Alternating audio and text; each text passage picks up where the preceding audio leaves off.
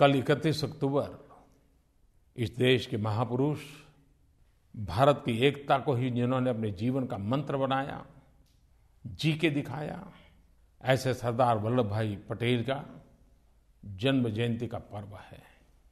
31 अक्टूबर एक तरफ सरदार साहब की जयंती का पर्व है, देश की एकता का जीता जागता महापुरुष, तो दूसरी तरफ श्रीमती गांधी की पुण्यतिथि भी है। महापुरुषों को पुण्य स्मरण तो हम करते ही हैं, करना भी चाहिए। लेकिन पंजाब के एक सज्जन का फोन, उनकी पीड़ा मुझे भी छू गई। प्रधानमंत्री जी नमस्कार सर, मैं जसदीप बोल रहा हूँ पंजाब से। सर, जैसा कि आप जानते हैं कि 31 तारीख को सरदार पटेल जी का जन्मदिन है। सरदार पटेल उस शख्सियत ने जिन्हों ने अपनी सारी जिंदगी देश ਨੂੰ जोड़न ਲਈ बिता ਦਿੱਤੀ एंड वो इस मुहिम विच आई थिंक सफल भी हुए। He brought everybody together. We call it irony और वी कॉल इट एक बुरी किस्मत कहें देश की कि उसी दिन इंदिरा गांधी जी की हत्या भी हो गई। एंड जैसा हम सबको पता है कि उनकी हत्या के बाद देश में कैसे इवेंट्स हुए। तो सर, मैं ये कहना चाहता था कि हम ऐसे दुर्भाग्य पूर्ण जो इवेंट्स होते हैं, जो घटनाएं होती हैं, इनको कैसे रोक सकते हैं? मेरे प्यारे देशवासियों, ये पीड़ा एक व्यक्ति की नहीं है। एक सरदार वल्लभ भाई पटेल, इतिहास इस बात का गवाह है कि चाणक्य के बाद देश को एक करने का भगीरथ काम सरदार वल्लभ भाई पटेल ने किया। आजाद हिंदुस्तान को एक झंडे के नीचे लाने का सफल प्रयास, इतना बड़ा भगीरथ काम जिस महापुरुष ने किया, उस महापुरुष को शत शत नमन। लेकिन यह भी तो पीड़ा है कि सरदार साहब एकता के लिए जिए, एकता के लिए जूझते रहे, एकता की उनकी प्राथमिकता के कारण कईयों की नाराजगी के शिकार भी रहे, लेकिन एकता के मार्ग को कभी छोड़ा नहीं। लेकिन उसी सरदार की जन्म जयंती पर हजारों सरदारों के परिवारों को श्रीमती गांधी की हत्या के बाद मौत के घाट उतार दिया गया।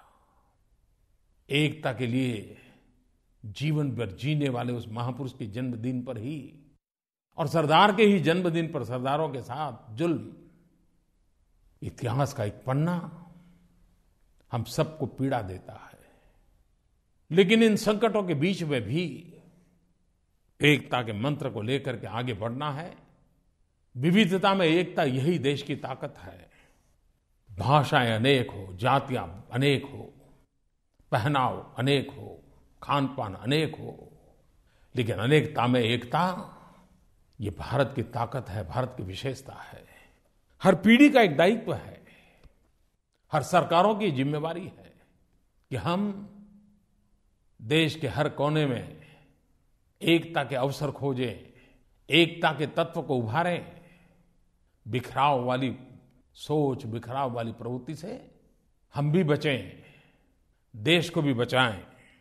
सरदार साहब ने हमें एक भारत दिया, हम सबका दायित्व है श्रेष्ठ भारत बनाना। एकता का मूल मंत्र ही श्रेष्ठ भारत का मजबूत नींव बनाता है। सरदार साहब की जीवन यात्रा का प्रारंभ किसानों के संघर्ष से हुआ था। किसान के बेटे थे। आजादी के आंदोलन को किसानों तक पहुंचाने में सरदार साहब की बहुत बड़ी अहम भूमिका रही। आजादी के आंदोलन को गांव में ताकत के रूप बनाना सरदार साहब का सफल प्रयास था। उनके संगठन शक्ति और कौशल्य का परिणाम था। लेकिन सरदार साहब सिर्फ संघर्ष के व्यक्ति थे ऐसा नहीं, वो संरचना के भी व्यक्ति थे। आज कभी कभी हम बहुत लोग अमूल का नाम सुनते हैं।